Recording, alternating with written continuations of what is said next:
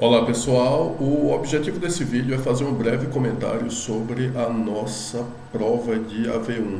Fazer o que faríamos numa devolutiva, talvez de forma um pouco mais breve, mas fazer um comentário questão a questão. E de antemão quero pedir desculpas se a minha voz não estiver muito boa, se ela ainda estiver um pouco embargada, é porque eu tive uma crise de garganta muito forte.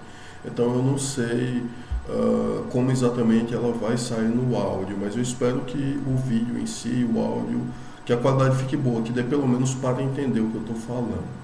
Pois bem, vamos à nossa prova, aqui está ela.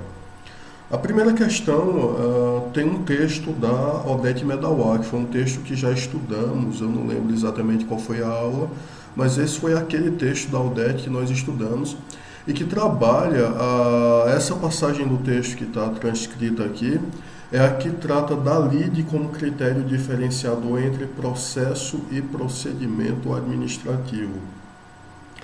Isso vai ficar claro em algumas passagens, como por exemplo nessa passagem aqui,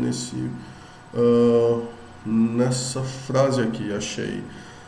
Atitudes das partes, o elemento formal dá espaço, resistência à pretensão. Quando nós vemos aqui resistência à pretensão, fica claro que estamos falando da lide, porque o conceito de lide é justamente esse, não é? Uma pretensão resistida, uma pretensão qualificada pela resistência.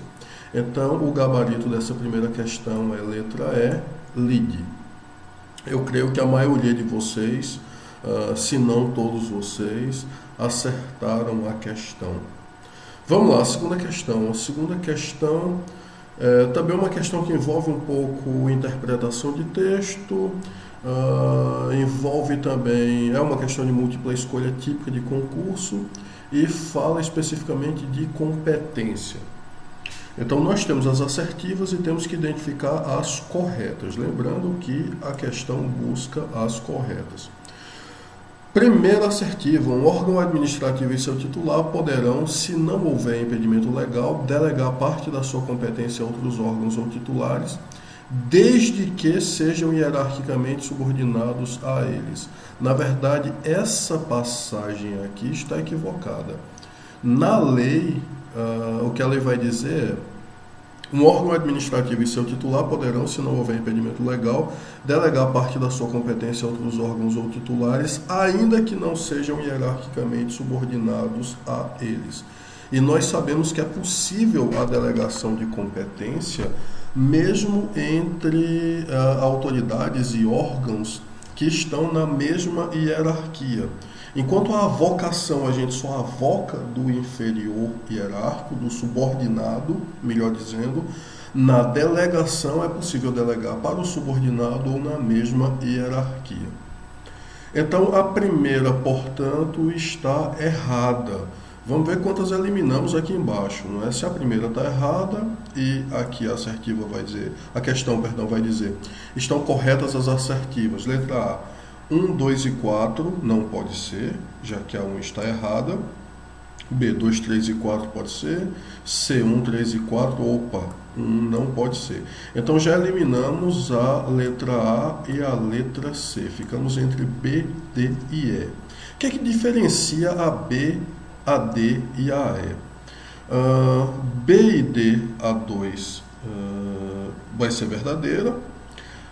A 3 vai ser verdadeira nas três, então B, D e E irão dizer as três que o quesito 3, o terceiro quesito, é verdadeiro, e apenas a E e a B vão dizer que o quesito 4 é verdadeiro. Então, na realidade, esse quesito 3 aqui, a gente já sabe que ele é verdadeiro. Vamos só dar uma lida rápida nele. Não pode ser objeto de delegação a edição de atos de caráter normativo. Perfeito, isso a gente sabe demais.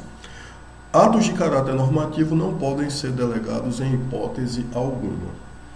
Então, para matar a questão, a gente vai ter que dar uma olhada no item 2, na segunda assertiva. Vamos lá. O ato de delegação é revogável a qualquer tempo, até aqui está certo, pela autoridade delegada. Opa, não é autoridade delegada, é autoridade delegante, tá certo? Então, Esse detalhe aqui faz com que a 2 esteja errada e, consequentemente, eliminamos também a B e a D. Só pode ser, portanto, a alternativa E. Por via das dúvidas, vamos dar uma olhada no quarto quesito. A avocação temporária de competência por órgão hierarquicamente superior ao qual ela foi atribuída é permitida em caráter excepcional e por motivos relevantes devidamente justificados. Perfeita, também está perfeitamente correta. Então, letra E é o gabarito. Terceira questão, outra questão de interpretação de texto. Temos um texto relativamente longo aqui, não é? Na verdade, bem longo. Então, o que a gente vai fazer antes de passar a leitura desse texto? Nós vamos procurar identificar o que é que a questão quer, o que é que a questão está buscando, não é? Então, vamos lá, Opa! É uma questão asserção-razão. Então, temos o texto, e a partir do texto acima, devemos avaliar as seguintes asserções e a relação proposta entre elas. Primeira asserção: sempre que um cidadão contribuinte não se sente satisfeito com a perspectiva de pagar um tributo, existe a materialização de uma lide. Opa, isso não está certo. Isso aqui a gente já sabe que está errado, porque a gente sabe que a lide é uma pretensão resistida, então tem que haver a exteriorização de uma resistência. Inclusive, a nossa primeira questão nos ajuda a responder isso, quando ela diz aqui, resistência à pretensão. Então, voltando aqui, não basta que ele fique insatisfeito, é necessário que ele exteriorize essa resistência, tá certo? Então, primeiro, já achamos que está falso. Segundo, a lide se concretiza apenas com a incidência do direito à ampla defesa e ao contraditório. Não, mais uma vez está errada, já que a lide ela vai se concretizar quando a pretensão for resistida. Então, olhando as assertivas, parece que as duas estão falsas. Mas vamos dar uma lida no texto para que tenhamos certeza e para ver se o texto nos ajuda em alguma coisa. Por que nós fizemos primeiro a leitura das assertivas? Para que a gente possa fazer a leitura do texto já direcionada, sabendo o que é que a questão quer, não é? Então vamos fazer uma leitura rápida dele aqui. Aqui surge invariavelmente a necessidade de estabelecer uma premissa, no sentido de que é possível falar tanto num procedimento quanto num processo. Está falando da diferenciação entre processo e procedimento. Adotamos, portanto, a posição majoritária da doutrina, sem desconhecer, contudo, os argumentos contrários, calcados principalmente na tradição de se denominar processo apenas o processo judicial. Continua tratando dessa questão de processo-procedimento. Processo judicial, procedimento administrativo, coloca aqui uma doutrina estrangeira. Essa tomada de posição, por sua vez, pressupõe a adoção de um critério efetivamente apto a diferenciar o procedimento e o processo na praxis administrativa. E é precisamente aqui que entram as contribuições de Francesco Carnelutti. O Carnelutti, como a gente sabe, ele colocava o conceito de lide, a noção de lide, como base de toda a teoria do direito. Vamos lá. Vimos anteriormente que pela teoria da imposição tributária, a regra é a ocorrência de conflito de interesse entre o Estado que tributa e o contribuinte que não quer ser tributado. Vimos também que a rejeição do contribuinte pode ser exteriorizada de forma lícita, elisão, ou ilícita, evasão. Rejeição exteriorizada. Isso aqui está parecido com lide, realmente. E agora nos interessa compreender como a teoria da lide, pode diferenciar o procedimento do processo administrativo tributário. De início, devemos pensar que a manifestação da resistência, ou seja, a exteriorização da vontade de não ser tributado, pode se dar perante a administração. Imaginemos que um cidadão, diante de um fato concreto, entendendo-se amparado pela lei, apresente sua resistência perante a administração e, seguidos os atos coordenados, veja a questão ser resolvida. A administração pode ter decidido que ele não deveria pagar o tributo ou que ele deveria, em ambos os casos, é possível que ele se resigne com a decisão. E aí estaríamos diante de uma lide, pretensão resistida, que chegou ao fim.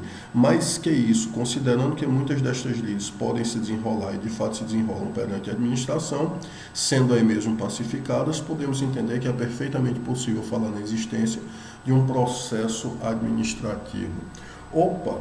Esse parágrafo aqui já nos sugere que a lide é uma pretensão resistida e que o administrado ele deve exteriorizar essa resistência dele para que a lide se materialize.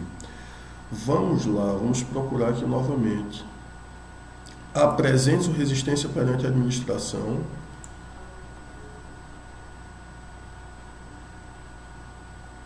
É aqui mesmo. Isso já mostra que a pretensão ela precisa ser resistida e é necessário que haja a exteriorização dessa resistência. Último parágrafo.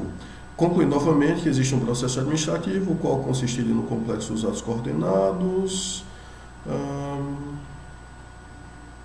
diferença dos métodos procedimentos. Poderíamos pensar que sempre que se exteriorizar a efetiva resistência do particular no decorrer de um determinado procedimento, este se tornará necessariamente um processo em virtude da lide que surgiu. Pronto, esse parágrafo aqui, essa frase aqui, termina, acaba de dirimir qualquer dúvida que ainda tínhamos. É necessária a exteriorização da resistência do particular para que a lide surja. Com isso, vemos realmente que os dois quesitos são falsos. Gabarito da questão, portanto, letra E. As asserções 1 e 2 são proposições falsas. Quarta questão. Essa questão aqui eu creio que já resolvemos ela anteriormente, não é? Em sua formação, o direito administrativo brasileiro recebeu a influência da experiência doutrinária, legislativa e jurisprudencial de vários países. Destacando-se especialmente a França, considerada como berço da disciplina. No rol de contribuições do direito administrativo francês à prática atual do direito administrativo no Brasil, não é correto incluir, é o que nós não copiamos da França, o que nós não fomos buscar na França. E aqui o gabarito é óbvio. O sistema de contencioso administrativo, não é? Nós adotamos o sistema de jurisdição una, típico da Inglaterra, e não o sistema francês, que tem o contencioso administrativo. Tem a jurisdição do juiz togado, onde se resolvem diversas questões, mas as causas contra a administração são resolvidas no âmbito do contencioso administrativo. Funciona como uma justiça à parte, nós já estudamos isso. Quinta questão.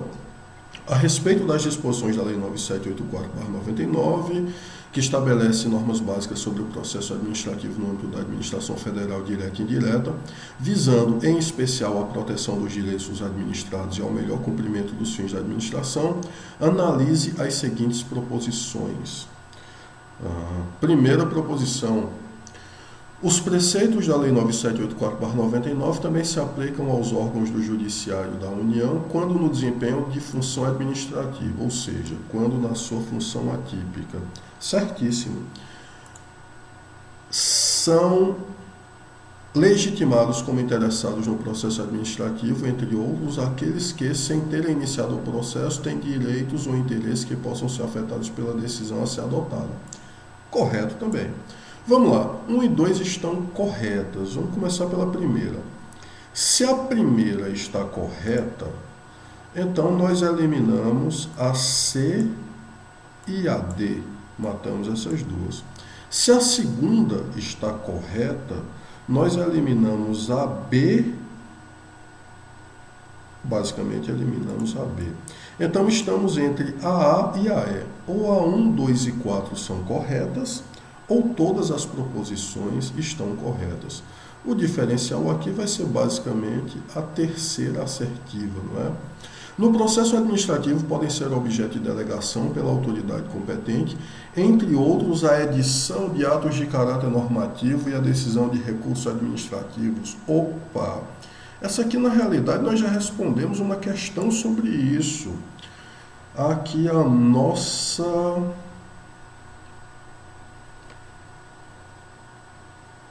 segunda questão está aqui. Não pode ser objeto de delegação a edição de atos de caráter normativo.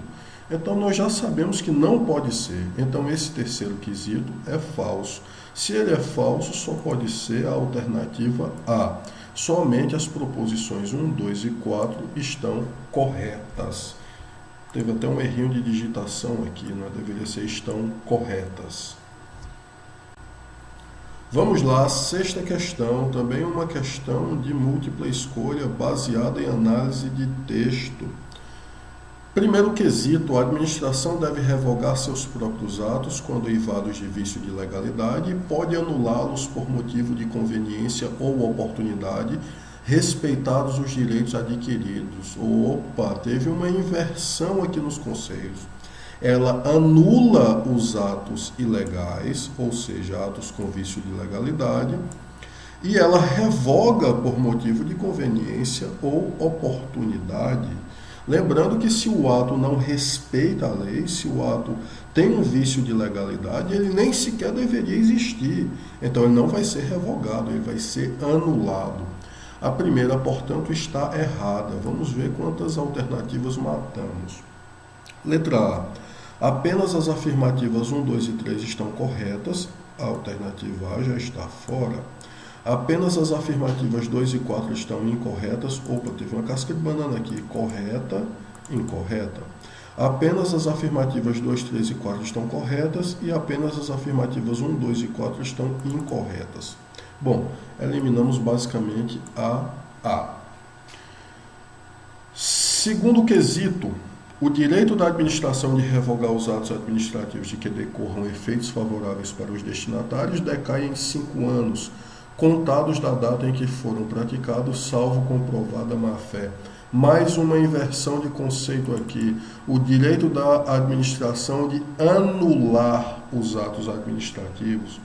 Isso aqui vai ser artigo 54 da Lei 9784.